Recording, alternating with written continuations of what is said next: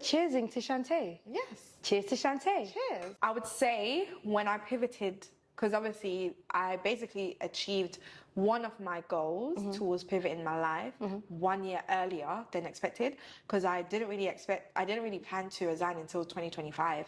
But when that opportunity came up with that client, I just thought, well, this is it. Sitting there, and it was nice. Yeah. And I was like, oh, I want this. So, is this like a rags to riches kind of story, or is?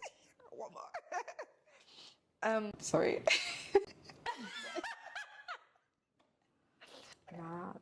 Nah, I don't. Like, whilst we discuss and, cheers to your new adventure. Cheers. Nice. So you're an entrepreneur. Yes, I'm an entrepreneur. Before we get into it, would you like a drink? Yes, please. What's my options? So we only have one option. Oh, okay. In this kitchen, okay? Yeah. It's a summer fruit mocktail. Yeah. Summer fruit. Yeah. Berries. So yeah, berries. I like some berries. mint, some lemon, some cucumber. Nice. Whilst we discuss and cheers to your new adventure. And yeah.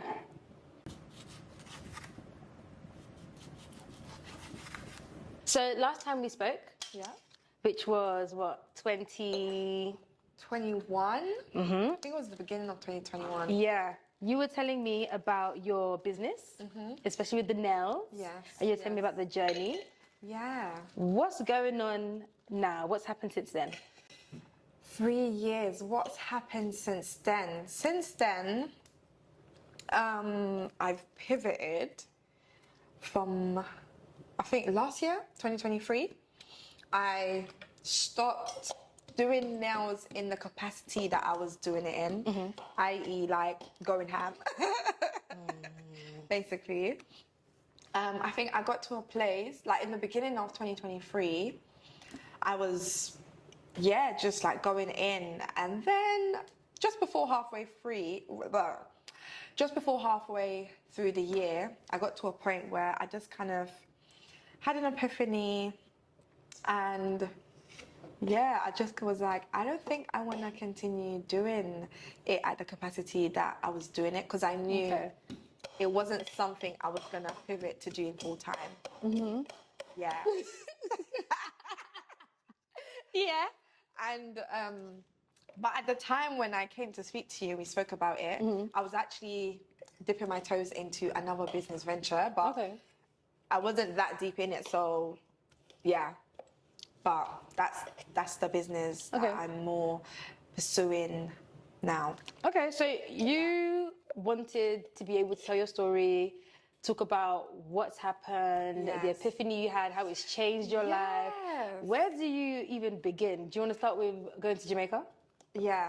So last year, I would say just before I went to Jamaica, so obviously I've been always working in corporate, doing my 9 to 5 with my beauty business on the side, like for the last 7 to 8 years.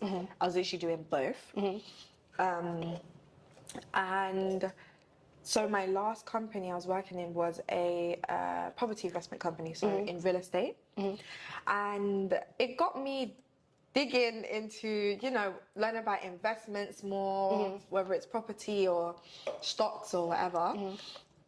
And so, because naturally being in that environment and learning about investments, portfolios, assets, all of those stuff, I was digging deep in research in like, okay, how can I set myself up? Because at the time, I'm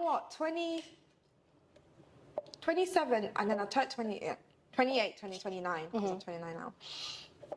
And I was just like, okay, learning about investments, I'm thinking, okay, how much do I want to have in investments by a certain age, like where I want to be, what kind of assets do I want to have by whatever age. I was thinking about my 30s, because obviously I was 2 years away from 30s, and I want to start my 30s right. So let me do some research now to see, okay, what do I need to maybe change? Like, is my current life going to help me Okay. with where I want to be in 5 years' time. Got it. Like, by the time I'm 35. Got it.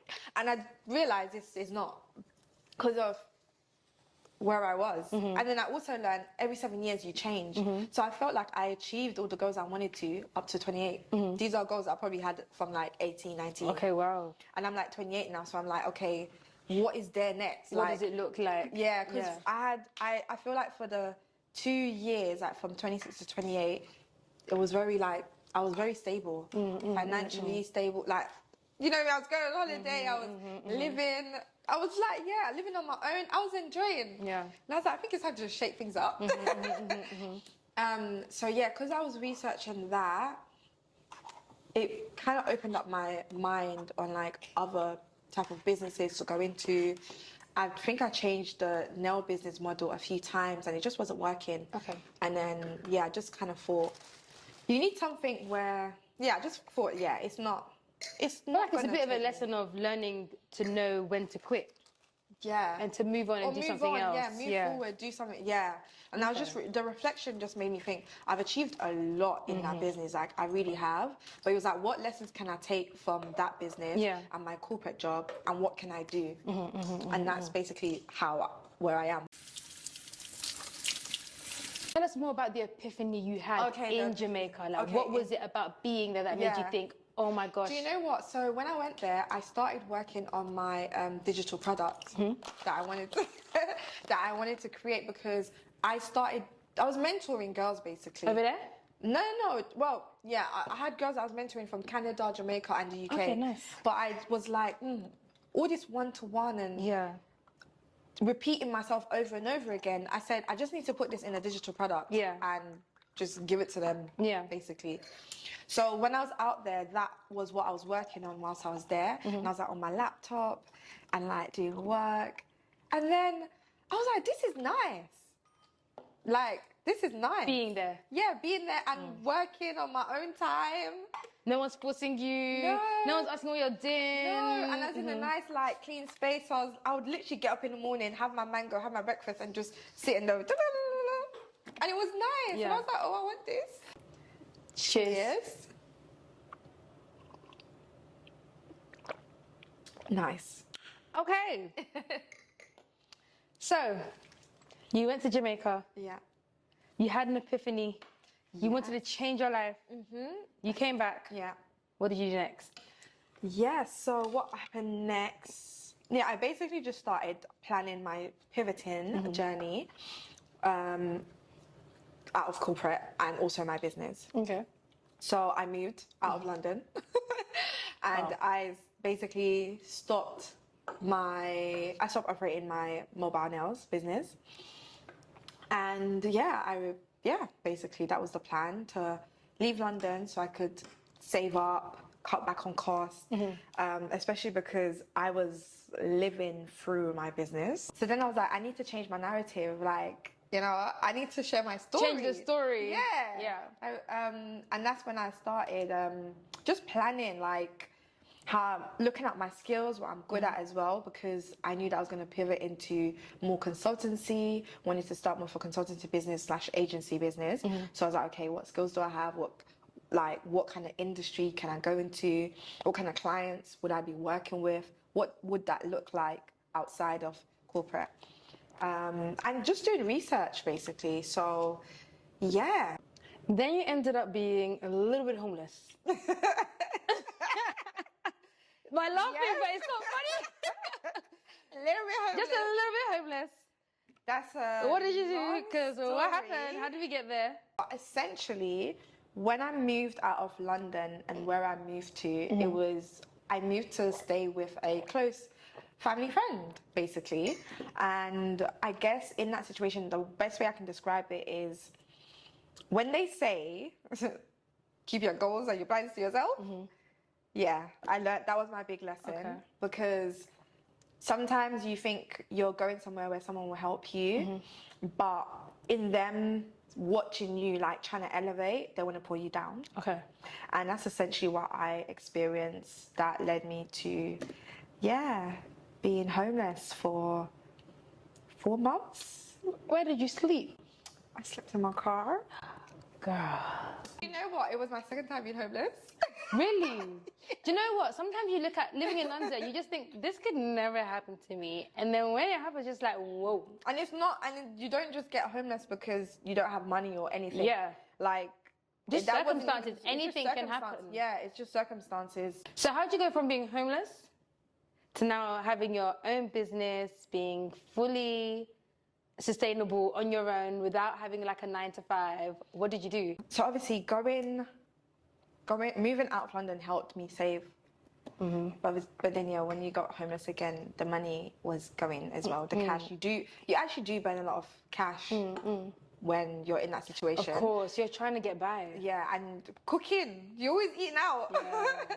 Like you're always eating out or whatever, and yeah. It's a good thing that I can't put on weight quickly because all that unhealthy food that I was eating, it didn't impact me too bad. You said the upside is at least I didn't gain too much weight. Yeah, it actually add to my gains. But so I was staying at my friends, my lovely friends.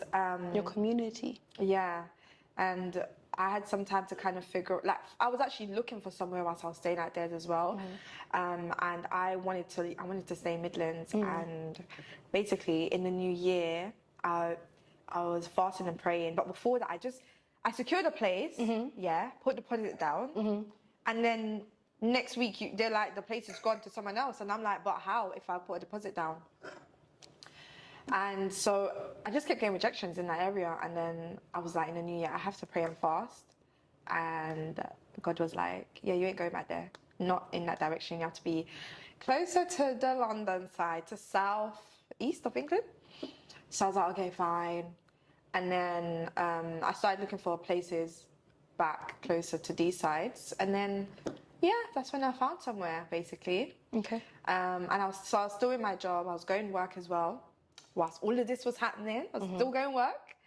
But I was going to networking events. Nice. I was going to networking events. I was meeting people, connecting with people, learning industries and stuff like that. And what else? And I met clients at networking events. Yeah, and I was just planning like my service packages, what I would kind of offer, what my service would look like, how I'd want to run my business. Like I knew in February, I started speaking to like assistants. So whether it is a VA or online business manager, because I knew once I start, I'm going to need help, like assistance. I don't want to just start and do everything on my own. Yeah. That's not the type of business I'm trying to build. Yeah. So here's your next drink. Thank you. What do you think of my service so far? Lovely. Cheers. Cheers. Cheers. Amazing. I hope you're not lying to me.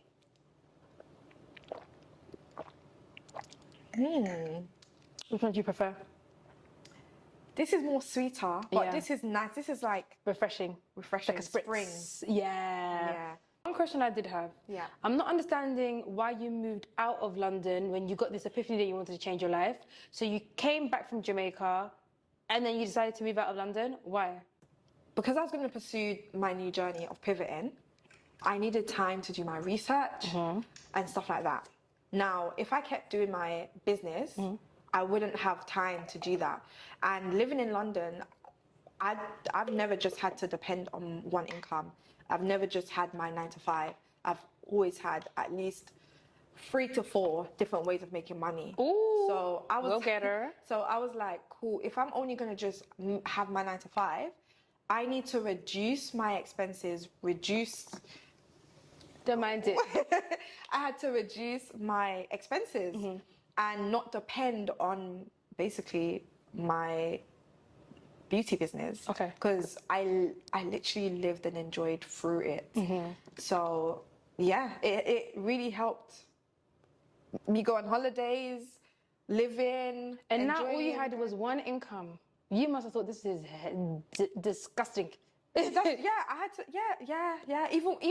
even leaving now, I'm reducing my costs. I still was like, I kept saying, I don't know how people do this. It's just such a different life to live. Yeah, I kept saying, I don't know how people do this. Like, I was like, wow. Whereas I've only a few times I've had extra more than one income. Really? So to me, this is natural. Well, can I just ask, even when you was living on your own, you only... I only had one income. I didn't. Like, Do you know what's crazy? Because obviously, even living at my family's, yeah, I always had. multiple, They knew like I was doing stuff. Now I have a few like side things that I can do. Yeah. But it really wasn't. Yeah. It didn't even cross my mind. See, I've always been like that because even when I was at uni, there was 1 year. I literally had 6 ways to make money. Wow. Yeah. And even when I started my placement, those money kept rolling in up until. Wow. Yeah. Okay. So it's always been ingrained in me. Yeah. Go get her. Girl. Yeah. How did networking help you? Take. One more. Sorry. How did it help me? How did it help you? Networking helped me land a client that was a 5-figure contract. Okay. Yeah, and that was significantly more than my 9-to-5 salary. So I was like, cool, that's my first client. So maybe it's time to make the jump. So I made the jump. And then you jumped and? I resigned and started my consultancy. So what does your life look now compared to a year ago? Yeah, I guess more freedom in terms of like time, picking who I work with, and being able to help more people, have more of an impact and add value to others. But it's the beginning. I would say when I pivoted, because obviously I basically achieved one of my goals towards pivoting my life 1 year earlier than expected, because I didn't really plan to resign until 2025. Okay. I didn't plan to leave 9-to-5 corporate till then. Yeah. But when that opportunity came up with that client, I just thought, well, this is it. So I took it. And when I started, it was like, everything was going good. Lifting. Yeah, because I didn't go on holiday for months. Yeah. I sacrificed leaving the country to focus on like till I got to where you wanted to be. Yeah. And the fact that got ticked off a year in advance, I was like, yeah, I'm going on holiday now. Like, it was a nice treat. Yeah. And then I came back and started, and yeah, basically. So is this like a rags to riches kind of story, or is it I wouldn't say rags to riches, just I would just say just a change. Just a change. Yeah, because I'm not from the rags. You're not from the rags. You're not. Do you know what? I take that back. You are not raggedy. I'm not. You are not raggedy. No, but no. But it's something significant that happened in your life that you want to share. Yeah, because I just want not a tree. You're not a tree. If I'm like, you can move. Yeah, I can move. And you want other people to move too. Yeah. If they move, you move. If I move, you move. Just like that. Yeah. Okay. So yeah, that's it basically. And I want to share this journey because when I was building my first business, I think in the beginning, I don't think there was, back then, like, there was no face behind the type of the era that I started my beauty business in. It wasn't an era where you throw your face. Yeah. It was more like logo. Yeah. Oh, But now you are the brand. Yeah, you are the brand. You are your lead magnet. So people care about who are you. They want to know about you. Like, what's your story? You are the visuals. How can you add value to them? What can they learn from you? And stuff like that. And yeah, it's something new. It's a new journey.